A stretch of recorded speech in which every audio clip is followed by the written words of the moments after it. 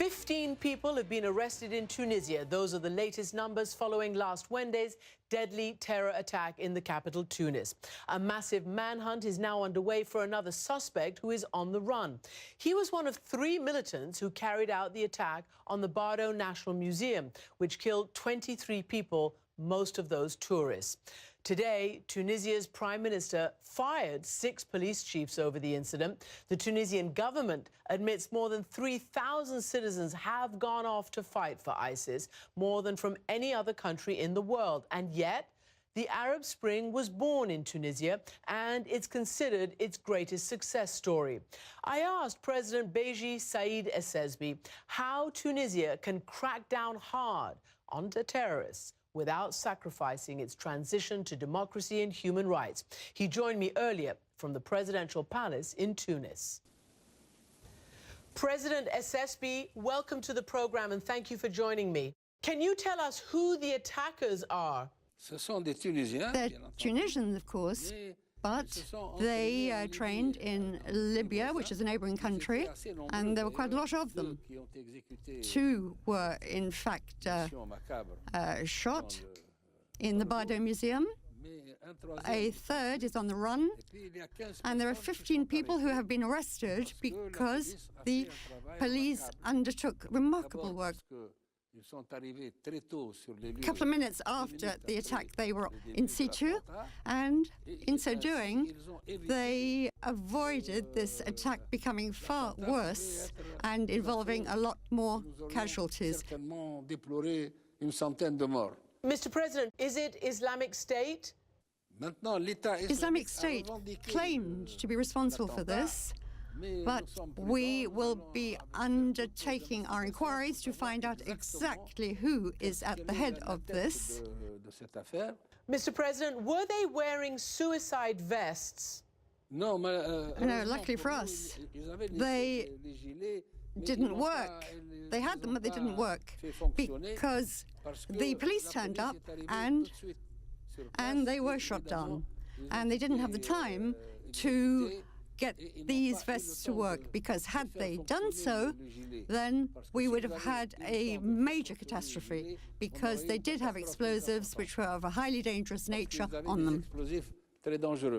Mr. President, the world is shocked not just by the terrible loss of life, but because it happened in Tunisia, the success story of the Arab Spring. It's very possible that they wanted to try and go against our social and political steps which we have undertaken and where we have succeeded.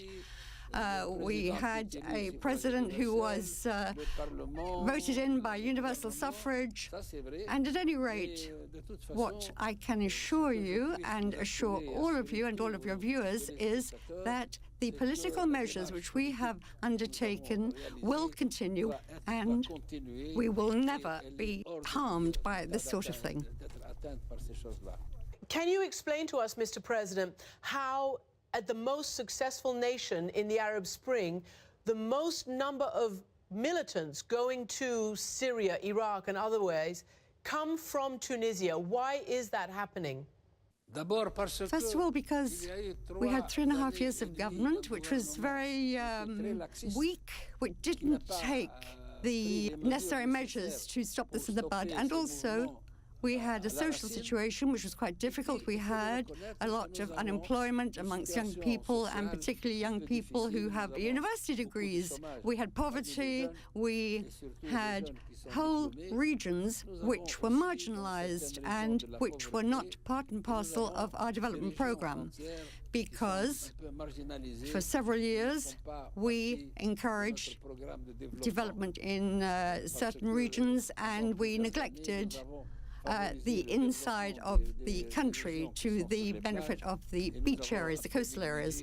But also, as I said, we have economic and social plans which, of course, have encouraged and favoured certain areas. And for this reason, perhaps the young people went off to Syria and Iraq. And, of course, they found young people who were happy to be brainwashed. Mr. President, how do you tackle this and maintain commitment to human rights and democracy? Human rights commitments will still be abided by. It's not necessary to win over these aggressions and these fanatics for our human rights to be in any way affected. We now are for freedom of expression, for freedom of gathering, for freedom of demonstration, but we are not for the freedom to harm others and to encourage people who wish to base themselves on this model. We have a model which we have set up in Tunisia, which aims at democracy. We are trying to put this in place, and I will tell you that the movement is irreversible. We are never going to go backwards in time. The system we have is in place, and anybody who wants to harm this system, we will defend ourselves against them vigorously. Mr. President, do you believe that the Ennahda Party are partners and that there is a place for moderate Islam, moderate political Islam in Tunisia today? There's no political Islam in Tunisia. It's not Islam. It's a political movement which wants to instrumentalize the Muslim religion in order to reach power. Ennahda, which is a Muslim movement, tried at the outset to make sure that Tunisia should undertake a policy where Islamists may work freely, and we contradicted this, and they accepted finally to take part in the government, but they did not enforce their former projects. I think they've given this up, they've renounced it, and in Tunisia now everything is different from the Muslim Brothers you have in Egypt. There's two completely different ball games here. There's been a majority for a long time here, and we have an Islam which is open, transparent, it offers compromise, and it's in full cohabitation with other religions. That is the idea of the Quran, and we will be going along this way. And finally, Mr. President, for decades, Tunisia has been a tourist hotspot. How will you convince tourists to keep coming to Tunisia? And particularly, you need that economic input as well. It's true. Tourism is one of the main financial sources of the economy in Tunisia. But I'm convinced, since we have the experience of tourists who are still here, that no tourist asked to leave following the events of last week.